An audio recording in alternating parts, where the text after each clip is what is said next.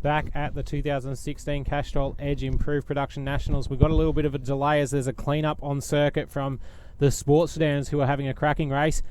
Some good things you can do here at Phillip Island, which includes the miniature Grand Prix circuit to get yourself a taste in a go-kart. I've never had a chance to do that one, Darren. Have you? No, I've always been too busy getting the good word out there for everybody. But maybe one day the management here will say, hey, the commentators do a good job. Maybe we should give them their own Grand Prix up there. Maybe they'll be listening and pick up on that one day. You never know. But up over Lukey there, it looks like dropping down into MG. They're having a good battle, those two. So it's a full spec miniature of the actual racetrack. So you've got the restaurant up there. You can outlook over the hill over there as well. One day they'll send us down a nice coffee from there, I dare say, at some point as well. We're waiting for that one as well. We might need a bigger van for that. We may do. Put a sign on the side of it, LEDs up for them, as it seems like our over 2 litres are rolling out now. There they are.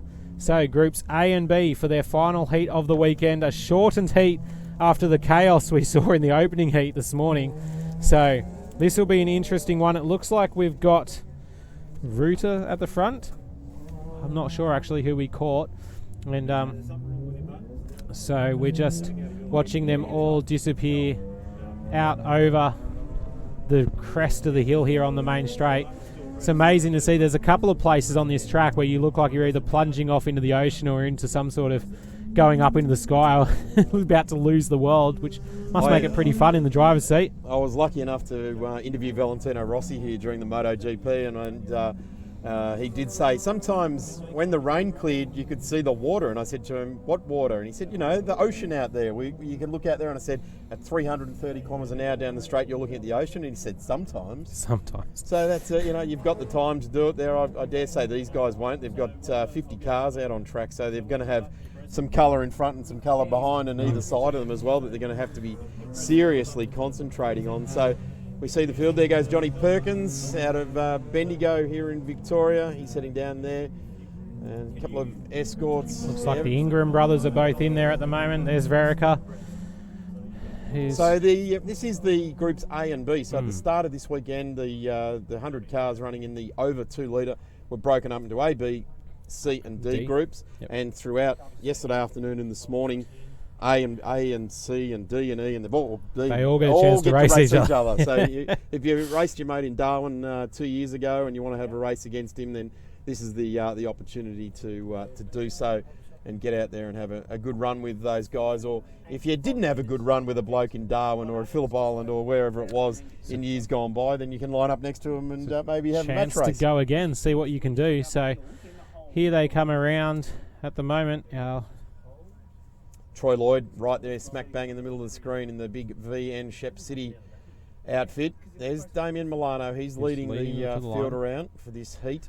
Lawrence behind, Maitland, I think, behind him. Yeah, in the Newland car. So then you've got Mark Ruda in the RX3, coming down. There's Keys in another RX3. Verica, Ingram. I'll have to stop you there, Dan. It's a single headlight car, so it's an 808. 808. Those of us that had RX3s spent way more money getting twin headlights. You buy the extra headlight, of course. Exactly right. That's what it is. Yeah.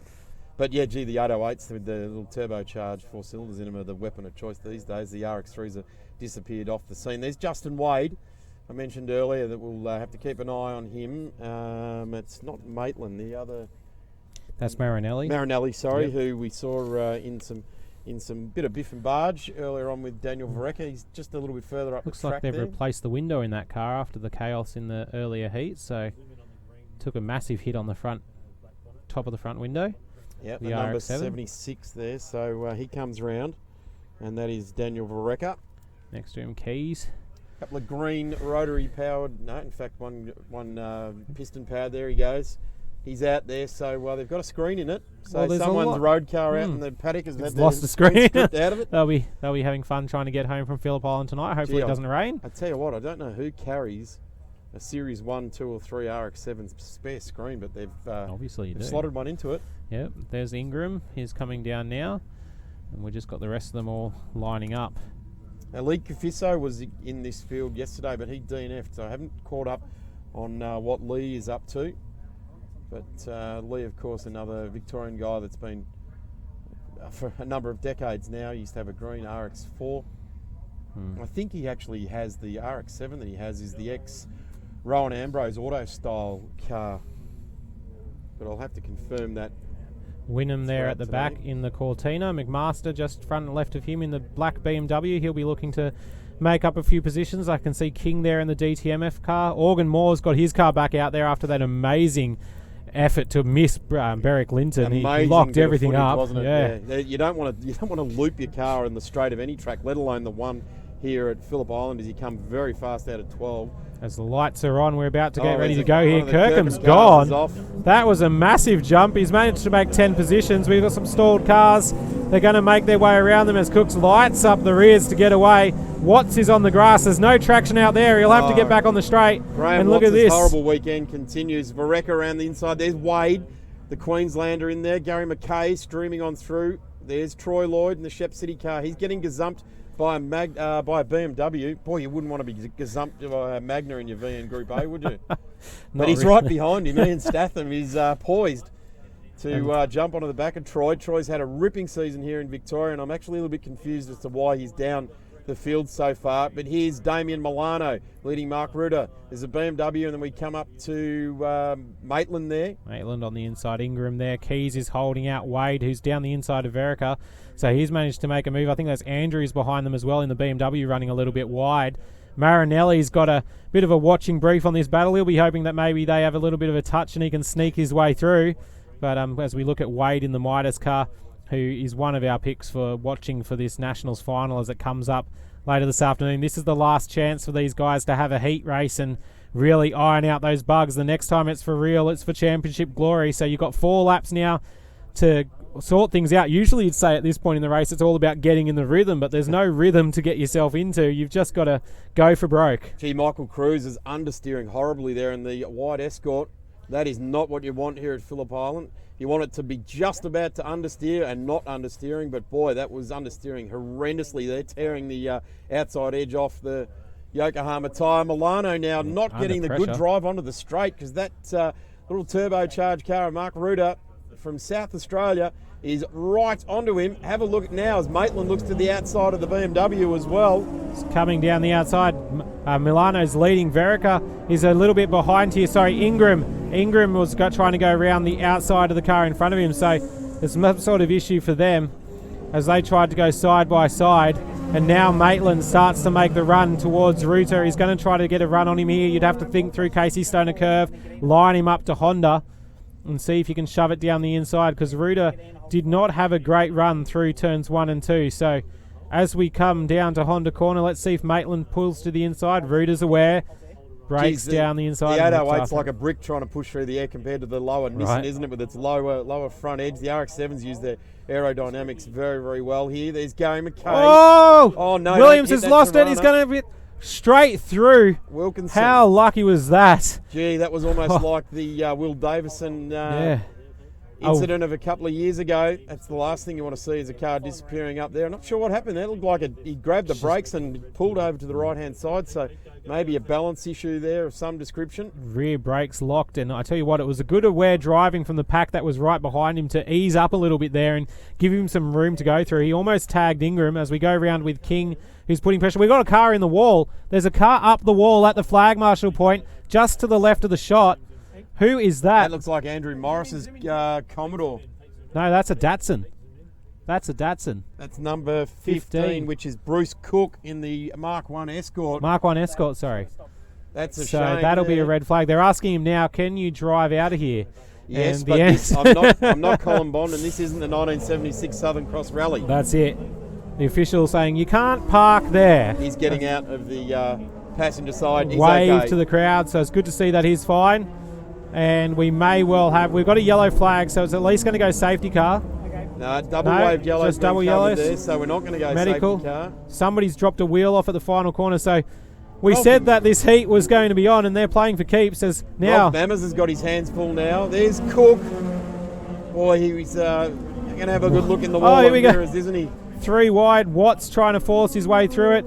He's up behind the Escort, following him through. So Watts, after a really disastrous first lap, he's trying to fight back, but this is not what we probably expected him to be further back. So Watts causing all sorts of issues having all sorts of issues, trying to get around the outside of the Escort. This is an interesting run there. There's Rolf Mammers in the mix there, and he's having a good run there. He looks like he's ditched the RX-7 and gone back to the old trusty RX-4. And again, a nod to the club car days and the early days of improved production there. The DTMF car of number 92 of Steve Thompson and the Ebo 9 out of New South Wales, really mixing it up. These guys are, as always, doing a rain dance so that they can use the advantage of the four-wheel drive. As we've got the front couple here, we've got Damien Milano, who's disappeared out in front. Mark Reuter's coming under fire now with Maitland. They're coming up to the last lap here, so Keys is going to be trying to put pressure on Maitland just behind. But Maitland's getting the run through the mid-corner at Reuter onto the main straight here. Reuter understeering out of the final corner. Here's Maitland to the outside. He's going to try to run it down the wall. Reuter will slowly move him over all the way to turn one. They're going to have to be careful for the overlap. I think that it's got there. And Maitland now to try to drive around the outside. What a fantastic move. He held his bravery and he got the position. Maitland in the Newland car. He goes out now after Damien Milano. You've got to suggest Milano might have just eased off a little bit. He's got himself a tidy lead of about 3 seconds. There goes Milano now. Oh. But, you reckon those three guys weren't reaching over for the boost dial as they were coming down the straight there, just easing as much as they possibly can out without doing too much damage. They've still got to get their way into this race this afternoon, and you've got to suggest that they've run at the front of the field all weekend. They're going to be safe to get in that elusive 50 to get through to the main race this afternoon, the Castrol Edge Nationals. We got George Mitchell in front here in the Datsun 1600. He just held off a bit of a charge from the cars behind him, and now we're following the 98 car around. The RX-7 is coming under pressure from Ogle in the Ford. The little Jeff Focus. Kingston in the RX-7 there. So the little Focus is a little bit probably further down the field than you would expect, but he's putting pressure on the RX-7 and trying to keep him honest. So that's what you got to do. And as you work your way towards the Nationals final, as we look at that pack that was just coming through there, they're all over each other. And he's trying to defend down into Honda corner. Here's our race leader, the number 88, Damien Milano, won the Victorian Championship a couple of years ago now. Has had sort of little guest entries here and there over time, and when the announcement was made that the Nationals are going to be here, I think he's done pretty much every event here at Phillip Island. He takes a race win. So Damien Milano, filled with confidence, gets to the line only just over a charging Maitland. We haven't got there for third as well. To tell us who got that. I think Keys got across the line for third and beat Reuter. So I tell you what, great if you're result a fan for of a them. snotty-nosed old four-door Mazda, you've got something to barrack for on your front, haven't you? It's right there, isn't it? Everybody battling hard. These guys continuing to follow their way through. We've got a couple of battle here behind the pit wall as they come out. It's Rolfie Mammers there in the 91. And it is Lachlan McBrien in the Mini Cooper S. This is a good run. O'Brien. Gee, isn't that a couple of bookends of how these Yeah, cars right. run? Early 70s, very 2000s, all into the noughties. He's going to try to draft him here onto the straight and see if he can make a move. Defend to the inside. I tell you what, Rolf Mammers is the kind of guy that if you ever see him without a smile on his face at a race meeting, that's it, I'm not going racing ever again. He just loves Enjoys it. That's what it's all about. You've got to love the racing. How good was that from the improved production over 2 litres? The final race heat of the weekend. The finals are coming up soon. We'll go to a repechage before we come back to the final. So anybody who finds themselves under the cut line will get one more opportunity to get themselves into that final if their points don't quite match up. There's still plenty more racing to come here on Blendline TV with the stream resuming in 15 minutes time. We hope you can join us then. Until then, Darren Smith and Daniel Beckinsale, thanks for joining.